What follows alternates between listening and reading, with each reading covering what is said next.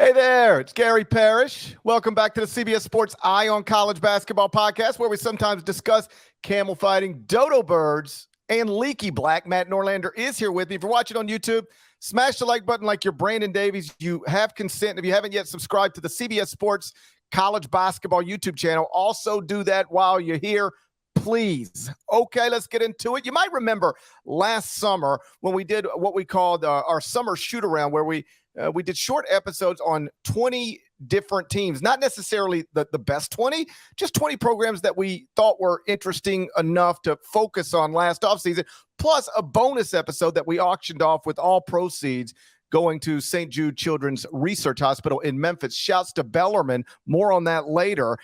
Anyway, what I'm trying to say is we're doing it again this summer. Year 2 of the summer shoot-around. It's going to be 21 episodes over a 7-week span, 3 a week, and we'll try to keep them less than 30 minutes each. Like last year, we're going to do them in alphabetical order, which means this summer we're starting with Arizona, where Tommy Lloyd is entering year 3 as coach of the Wildcats. Last season, Arizona finished 28-7 overall, 14-6 in the league. And that was good enough for a tie for second in the Pac-12 standings with USC, 2 games behind the regular season champion, UCLA. Arizona won the Pac-12 tournament. Then the Wildcats got a number 2 seed in the NCAA tournament. Then they lost to 15-seeded Princeton. Great season, bad ending. Ouch. Purdue knows the feeling. 4 of the top 6 scorers from that team are gone, but Oumar Ballo, Pella Larson, and Kylan Boswell are all back. I've got Arizona ranked 16th in the top 25-1. We'll see what Norlander thinks about that next. But first, a word from our partners. In case you're new here, we're here to make history. We are more than the names on our back. We're the team on the front, the country on our shoulders, the city behind us, and the fire inside us. The best in the world. We got us. We don't just play the world's game. We run it. Okay, dead leg. Before we get to Arizona, simple question. Are you mentally prepared to talk about 21 different teams over the next 7 weeks? I'm good for it. Summer shoot-around. Let's go. We would have started this a week ago. Somebody had to go on a little vacation. Well, they put it in your contract. You got to take it at some point. True. Look at me. You're looking at a man who worked 7 days a week during the college basketball season, ranking 26 teams every single morning. I had not, before last week, taken a week of vacation yet from CBS Sports, so I decided to do that, and I got news for you. I'll be doing it again, probably in August. Maybe again in September, maybe again in October. Seems like I might need to loop in Vicini a little bit more on the show soon. I might be having to do that. I have yet to take a full-on week, but that'll be coming later on as well during the offseason. I am ready. However, a small bit of housekeeping. Need to explain something. So, yes, we have the 20 teams that we are going to do. I mentioned them on last week's episode. And the 21st team is the auction, but there's a hitch. Okay, so the eBay auction item for the 21st episode was made not by anyone with the show, but someone else that does a lot of the stuff. Because listen, cover 3, pick 6, we do a draft-a-thon, we do a lot of raising money for charity. So there are people in charge of that. But there was a communication breakdown, and so that eBay bid item for the show for the 21st episode that expired on Tuesday. If you're listening to this right now, you're listening to it Wednesday morning, the show. So there is a fan base that won that auction item, but so the money will be coming out of someone's account, and I do want to do good by those people. So as we are pre-taping this on Tuesday due to scheduling, we don't yet know which fan base is going to win that, but it's going to be north of $400, $500. I will do something for you on YouTube. You're going to win an auction item. You're going to get that money taken out. I will do something. And here's a promise. You got to contact the show, link up with Nada.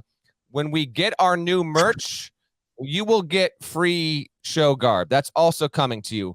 But that is not the 21st episode.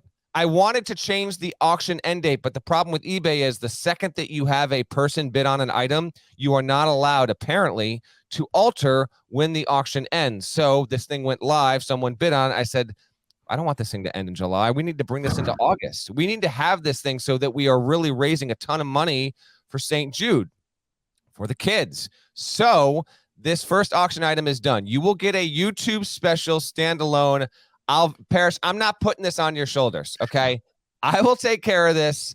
I'll make it fun. We'll see which fan base wins. The 21st episode, that auction, we are going to have a new link. We are a professional operation here. We are going to have a new link. Sure seems like it. Our 21st show will be our final show, and we will do a special episode. But because of a snafu with the eBay stuff, there is going to be someone that wins and pays for this, so they deserve something. We will take care of you on the YouTube side. They deserve what they paid for. You know, like Are we doing 22? Are we doing 22? I mean, well, like, let's not screw somebody just because somebody on our end messed up. It's not their fault. So now we're doing 22 episodes. I mean, I fine. don't know, but I don't feel comfortable telling somebody if you bid on this and they do it and then they don't get what they were promised. They're gonna get. I mean, that's no way. That's no way to run $1 billion. I don't disagree. But yeah. The plan was never to have this auction end in the middle of July, like right when we're starting the series. We want people to listen to the series and then go into August, really get because there was some good volleying, there was some good rally. We want to raise as much money as possible for St. Jude. So the longer you do it, the more money you're going to raise. Yeah, maybe that should have been figured into the initial eBay. You know, I agree. So anyway, there's that. Well, at least we're off to a great start. We are. Let's talk about Caleb Love. Arizona lost a lot, as noted, I don't know, 5 minutes ago or so. Yes. But the Wildcats did add some notable transfers. Among them, Caleb Love from North Carolina, also Keshad Johnson from San Diego State, Jaden Bradley from Alabama. How optimistic are you, Deadleg, about what will be year 3 for Tommy Lloyd at Arizona? I mean, I'm decently optimistic, but I don't know. Like, Pac-12 is interesting. It seems like this should be a top 3 team in the conference.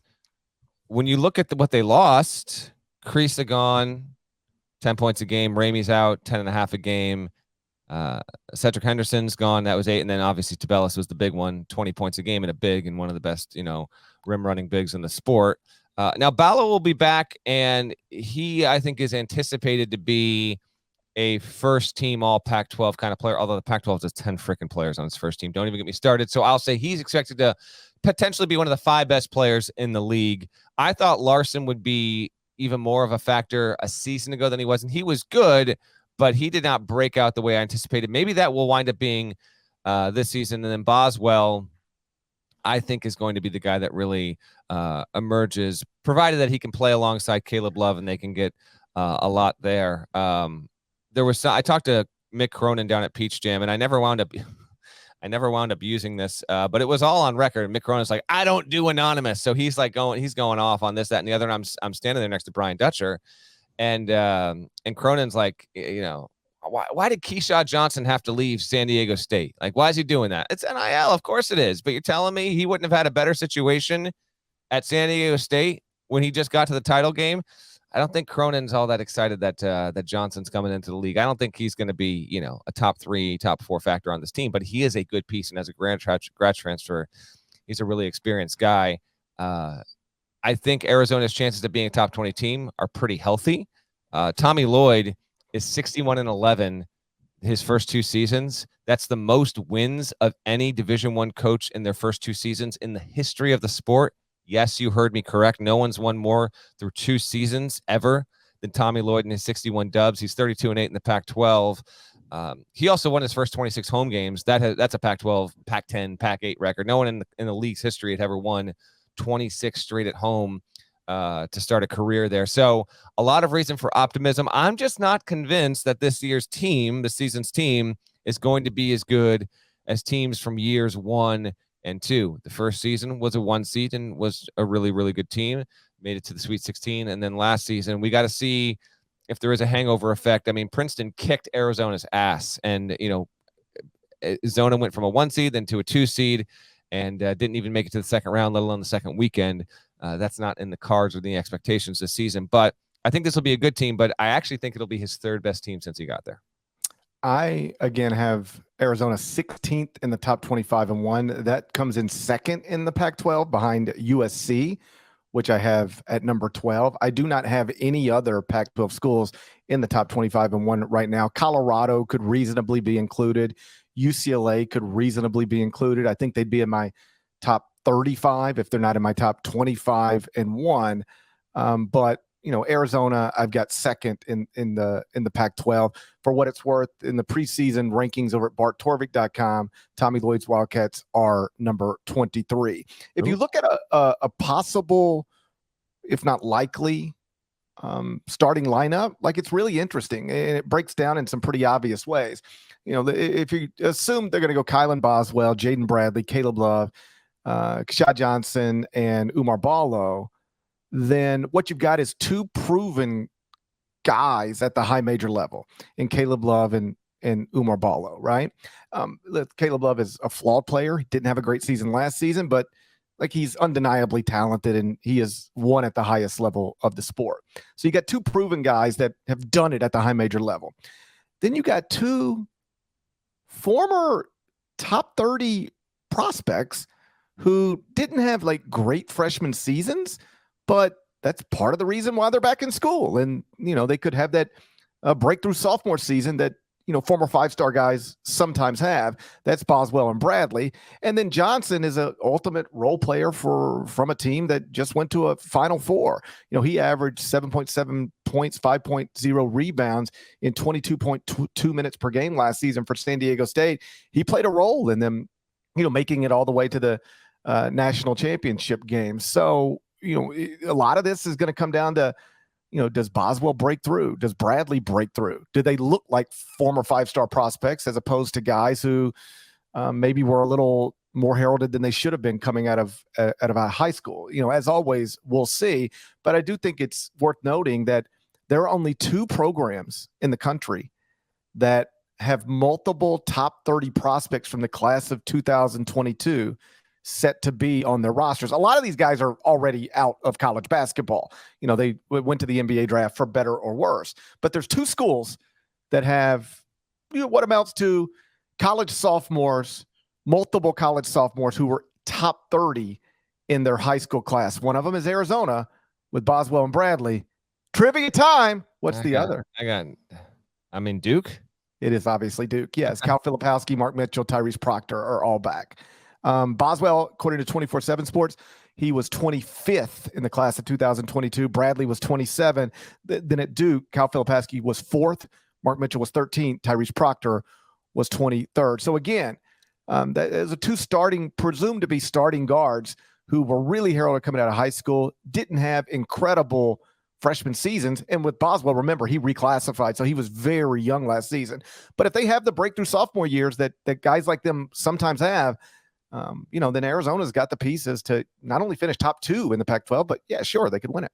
I want to get to the schedule in just a second, but let's focus in on Ballo and Love. Ballo, I think, is pivotal to this team, and its season-long goal of winning the Pac-12, getting another really good seed, and making a deep run into the tournament. Was a 14.2 point per game guy last season, and for a good stretch of his career was someone that, had a lot of potential behind his name. He started his career at Gonzaga. He followed Tommy to Arizona, and he was always just playing behind other bigs and just wasn't able to get on the floor. Then last season, he finally gets his moment, and he shines well. I think the sport, because of the nature of it now, fortunately, it's littered with really talented big men.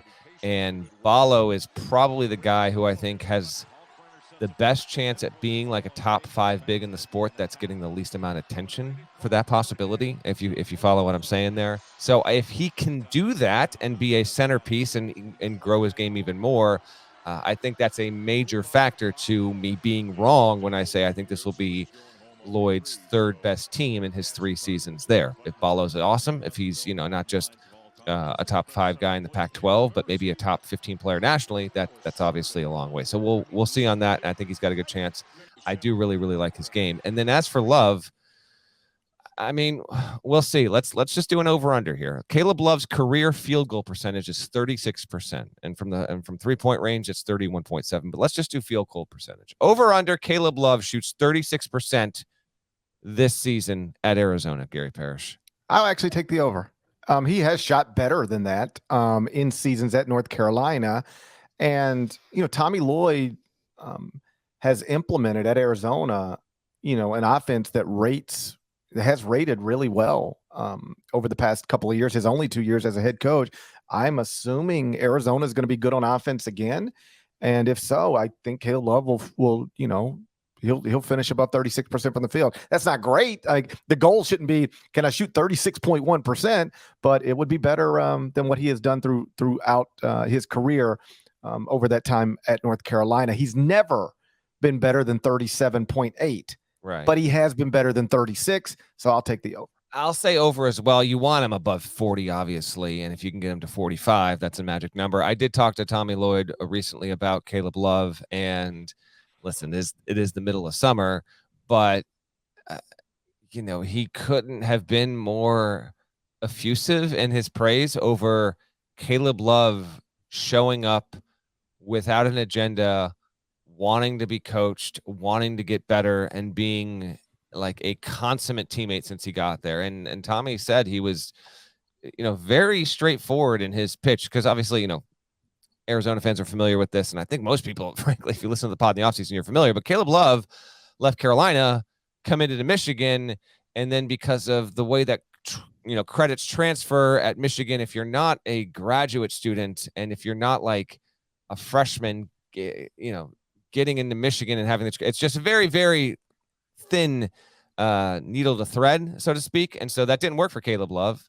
So he left and then decided, okay, I'm going to go somewhere else. And given his skill set and his potential, obviously he was highly coveted at the high major level, nevertheless, despite, a fairly disastrous last season at Carolina. But since he got to Arizona, to hear Tommy lay it out, it just hasn't been a thing. Now, they haven't played a damn game yet, so we'll see. We will see about that. And there's no shortage of skepticism around if Caleb Love is going to be the kind of player who can elevate Arizona, right? Is he going to be able to revert to some of what he was earlier in his career?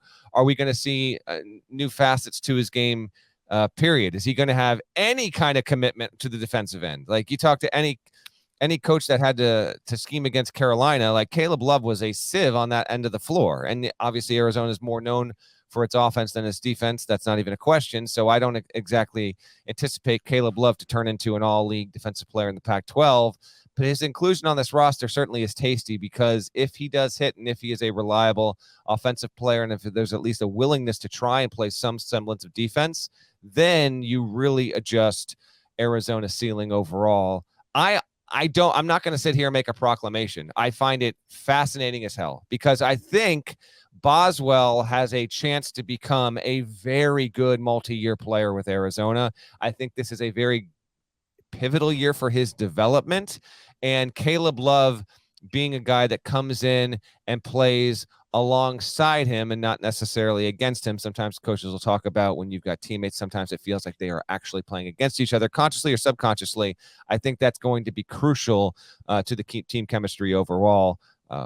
Broadly speaking, what about you? What's your intrigue level or expectations, if you have any, for what Love is going to bring to Arizona? I think he'll be better, still flawed, still frustrating, but better. Mm-hmm. I think Caleb Love is about to have the best season of college basketball he's ever had. Now, will Arizona fans still be trashing him on Twitter some nights after a 3 of 17? Probably. He'll have those. But I think he'll have fewer of them. I think he'll be good. I think he'll be good. I think they'll be good.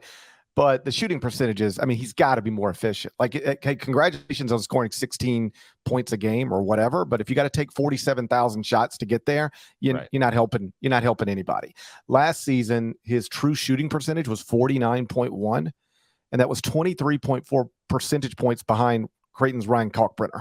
Kalkbrenner was at 72.5. He led the nation. To be fair, they are drastically different players. Very different players. But, I guess my point is, If you got Caleb Love and Ryan Kalkbrenner on the same team, throw it to the other guy. He's got a much better chance of actually turning this into a positive possession. So the percentages have got to be better. The efficiency's got to be better. I suspect that it will be, not to the point where he's not sometimes frustrating, but I think to the point where when it's all over with, we'll say, yeah, Arizona was smart to take Caleb Love. Because do you believe this? I'm not sure every school would take Caleb Love, talented as he is. Yeah. I think some schools would have just been like, yeah, I don't need that. That's going to mess up my team. Yeah. I don't need a new guy coming in and want to take all the shots when he doesn't make very many of them. Yeah, that was definitely part of it. All right, let's do what we did last. There's one other guy I want to mention because given Tommy's background, I think we always assumed when he became a head coach, he was going to flourish in the international market because he recruited internationally heavily while at Gonzaga. The roster is filled with international prospects, and I'd be lying to you if I told you, oh yeah, I've seen them all a lot, because I haven't. You didn't discover any of these dudes. I did not discover any of these dudes. I'll give Tommy Lloyd all the credit for all of these. But there is one who just got finished, I believe, playing in the FIBA U20 European Championships. His name's, I believe the pronunciation is right, Matthias Krivas. He's a 7'2" big from Lithuania. And he just had 3 double-doubles in the FIBA U20 European Championships. He played for the same team in Lithuania that Kirkrisa played for. He's from Lithuania, just like Domantas Sabonis, whom Tommy Lloyd recruited to Gonzaga. So the connections there are obvious and well-documented.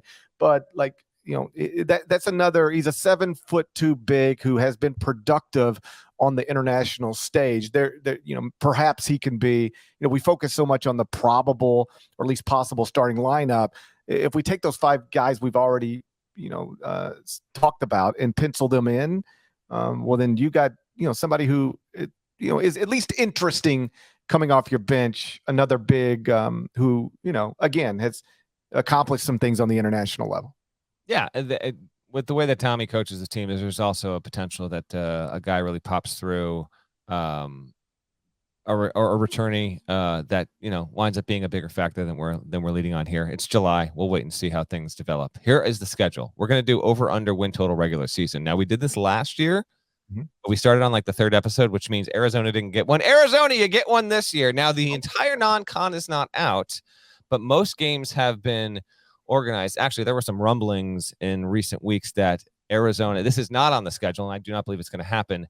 Arizona against FAU, I think in Vegas. I want to say it was like a couple days before Christmas, but I believe that has fallen through. It would have been great, but that's not happening. Potentially, you can't end last season with a loss to Princeton and then mess around with the Owls in December. Well, I would have liked to have seen it, but I don't think that's happening. I think Arizona might still be playing the game. I don't know who's sponsoring it. I don't know who's organizing it, but I think FAU is getting replaced. I don't have the details as to why it's not going to happen. Hell, maybe this will reverse course and make it happen. But that's the game not on the schedule. I think that was there were talks, but that they fell through. Here's who Arizona has as we are recording this. 2nd game of the season at Duke. Home and home starts this season. Next season, I should say. The Wildcats will welcome in Duke for a non-con home and home. That will be the first that Duke has had in literally decades. It's great to see there. So that's the 2nd game. Then 2 days later, remember the Pac-12 and the SWAC have their multi-year agreement where Pac-12 teams are going on the road and playing at SWAC. That went brilliantly last season. Who was the team that lost? They all lost. I mean, they didn't all lose, but I think it was more than one. Hey, listen, but I like it. So they're at Southern. So Arizona's playing at Duke the 2nd game, and then the 3rd game of the season, they're at Southern on their way back to the West Coast there. They will then host Belmont. They're hosting Belmont, but Belmont's a good team. Casey Alexander's a really good coach.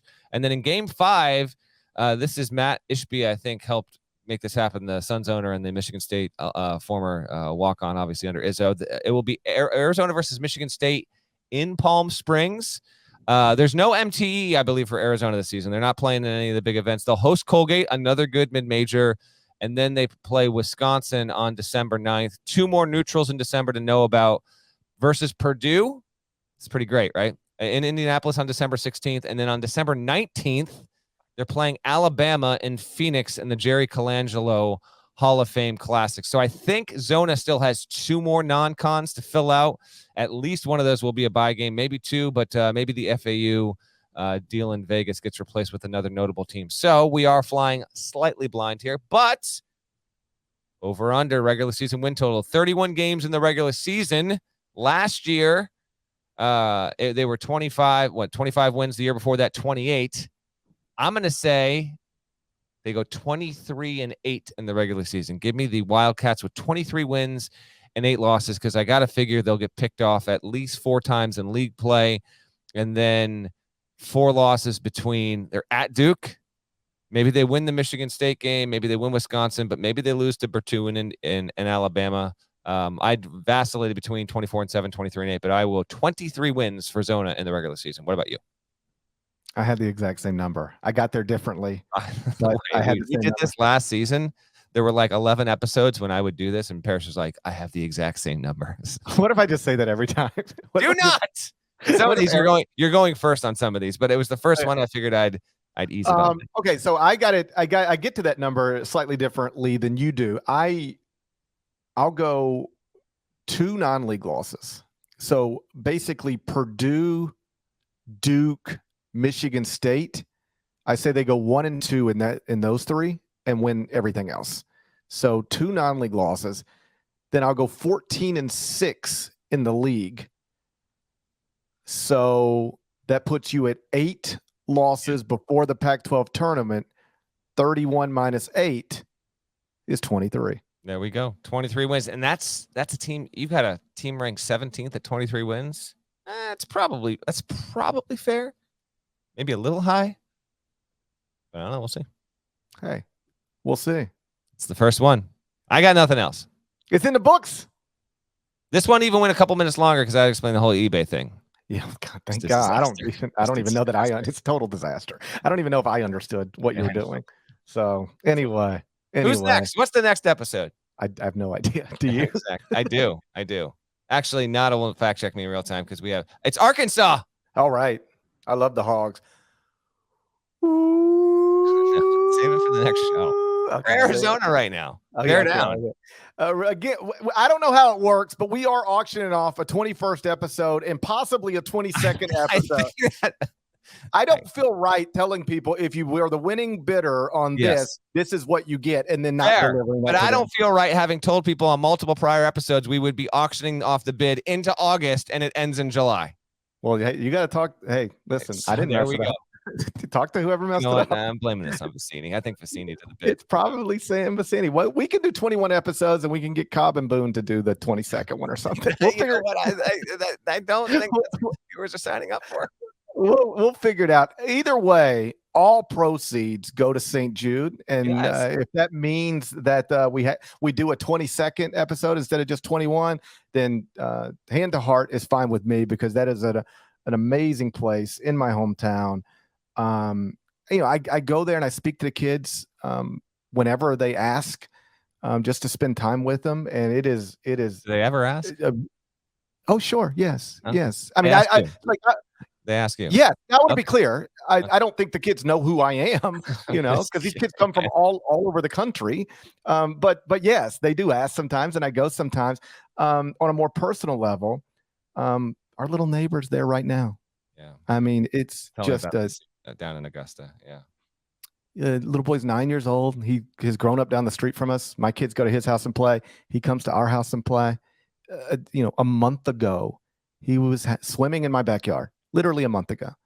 Starts not feeling well, run all the tests, can't figure anything out, run all the tests, boom, non-Hodgkin's lymphoma for a 9-year-old, stage 4 cancer. Scary, scary stuff. 1 week he's swimming in my backyard. 2 weeks later, he's getting his first chemo treatment at St. Jude.